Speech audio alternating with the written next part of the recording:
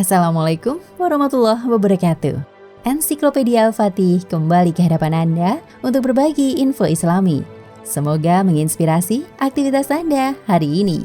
Dan jangan lupa klik tombol subscribe dan aktifkan notifikasi tombol lonceng agar tidak tertinggal berita terbaru dari Ensiklopedia Al-Fatih.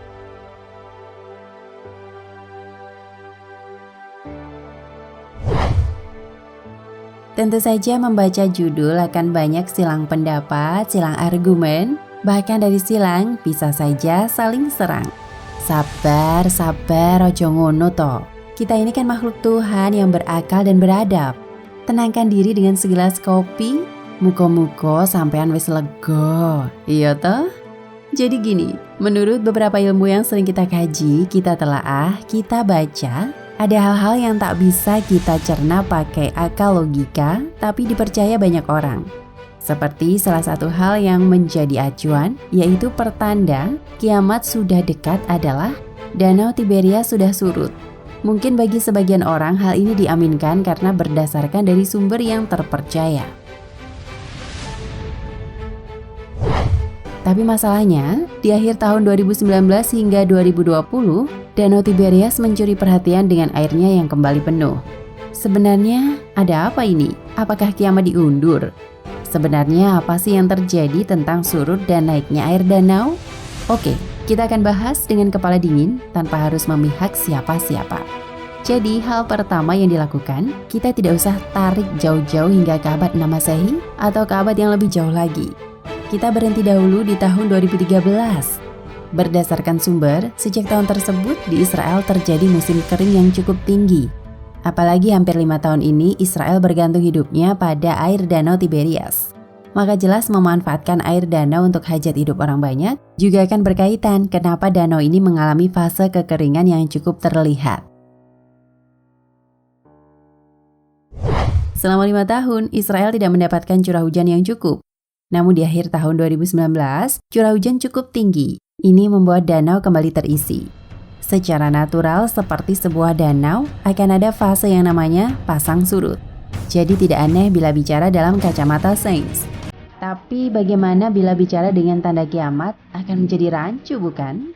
Bahkan di tahun 2020, Israel mengalami banjir yang masuk hingga ke pangkalan angkatan udara Hazor milik Israel.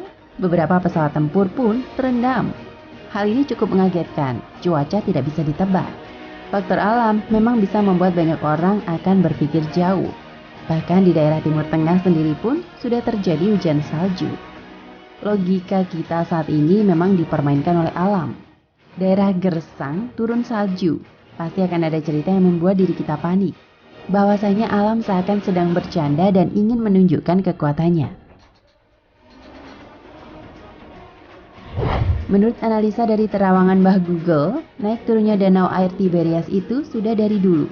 Cuma fase surutnya di 30 tahun belakangan ini memang cukup membuat geger hingga dikaitkan dengan kiamat yang semakin dekat.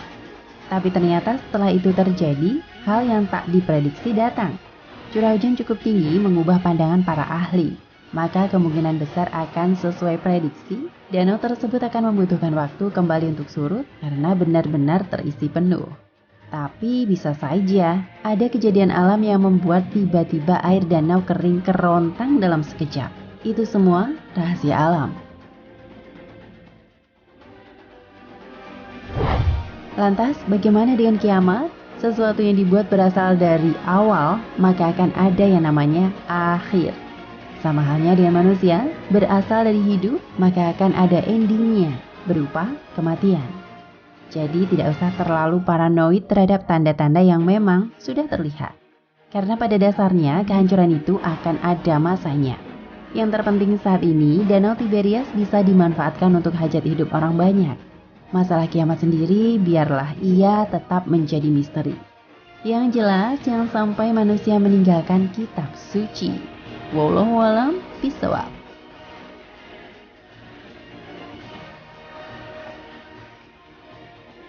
Nah pemirsa Ensiklopedia Al-Fatih, sampai di sini perjumpaan kita kali ini. Semoga menginspirasi.